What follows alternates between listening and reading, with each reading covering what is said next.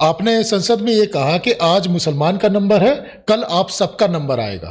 इससे आपका क्या तात्पर्य था? बिल्कुल कहा, इसलिए कहा कि बुलडोजर चलता है, दिखाया जाता है, मोमिन का घर तोड़ा जा रहा है, अब्दुल का घर तोड़ा जा रहा है, रिजवान का घर तोड़ा जा रहा है, लड्डू बांटो, खुश हो जाओ, खुश हो जाओ। खुश हो जाते हैं लोग, फिर क्या होता है? किसी तिवारी का, किसी ठाकुर का, किसी बनिया का, किसी गुप्ता का, किसी यादव का, उनके घर पे भी बुलडोजर चलता है।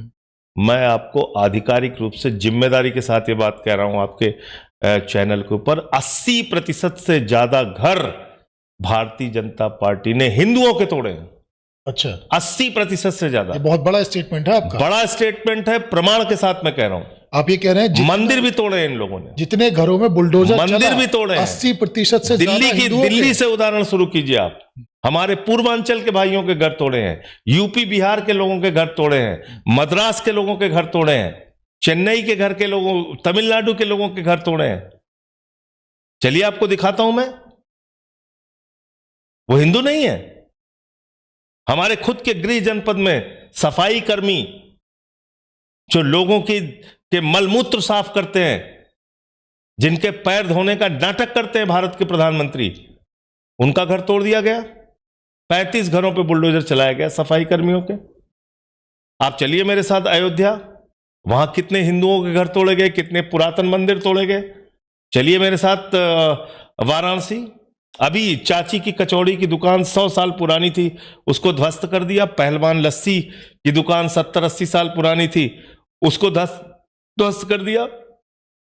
संत रविदास गेट के सामने 42 दुकानें, एक भी मुसलमान नहीं उसमें। मैं आपको कह रहा हूं, इसलिए मैंने कहा कि जब भी किसी के ऊपर अत्याचार हो, उसको अत्याचार की दृष्टि से देखो, चाहे वो हिंदू हो या मुसलमान हो। अत्याचार के खिलाफ बोलो, क्योंकि नंबर तो तुम्हारा भी आएगा। आप मुझे दिखाइए ना, एक पॉलिसी दिखाइए कि पेट्रोल पंप पे मुसलमान को 200 रुपए का पेट्रोल मिलेगा, हिंदू को 50 रुपए का मिलेगा। पेट्रोल पंप पे डीजल 150 रुपए का मुसलमानों को मिलेगा और 40 रुपए का हिंदुओं को मिलेगा। है कहीं ऐसा? स्कूल की शिक्षा जो होगी, वो स्कूल की शिक्षा जो है वो सिर्फ मुसलमानों के बच्चों को महंगी मिलेगी और हिंदुओं के बच्चों को फ्री मिलेगी। अस्पताल जो है, मेडिकल कॉलेज जो है, वहां पे हिंदुओं के लिए सारी सुविधाएं फ्री होगी और मुसलमानों को पैसा देना पड़ेगा। तो हम अपने बारे में ही नहीं सोच पा रहे हैं। ये सबसे ज्यादा जेब किसकी काट रहे हैं भाई? ये अगर देश में महंगाई बढ़ रही है, अशिक्षा बढ़ रही है, स्कूल बंद हो रहे हैं, 90,000 स्कूल पूरे देश में बंद हो चुके हैं पिछले 11 साल में भारतीय जनता पार्टी के शासनकाल में। महंगाई को लेकर तो एक कैंपेन में, तो आप मुझे बताइए कि जो सरकारी स्कूल बंद हो रहे हैं उसमें किसके बच्चे पढ़ते हैं? ज्यादा संख्या में 80%, 90% हिंदुओं के बच्चे हैं। मिड डे मील में आप नमक रोटी खिला रहे हैं, किसके बच्चे खा रहे हैं? मैक्सिमम उसमें हिंदुओं के बच्चे हैं। तो बेरोजगारी अगर इस देश में है तो सबसे ज्यादा मार कौन झेल रहा है? हिंदुओं के नौजवान झेल रहे हैं। किसानों की बदहाली है, आत्महत्या कर रहे हैं। किसान कौन है ज्यादा संख्या में? हिंदू है। तो हमारी जेब काट रहे, हम ही कह रहे तुम्हारा भला कर रहे हैं। चलो हिंदुओं एक हो जाओ, हमको वोट दे दो, और दे रहे लोग वोट। तो ये एक मूर्ख बनाने की इनकी पॉलिसी है। मैं भारतीय जनता पार्टी को कहता हूं कि इनकी एक उल्लू बनाओ योजना है, उसमें ये सफल होते हैं।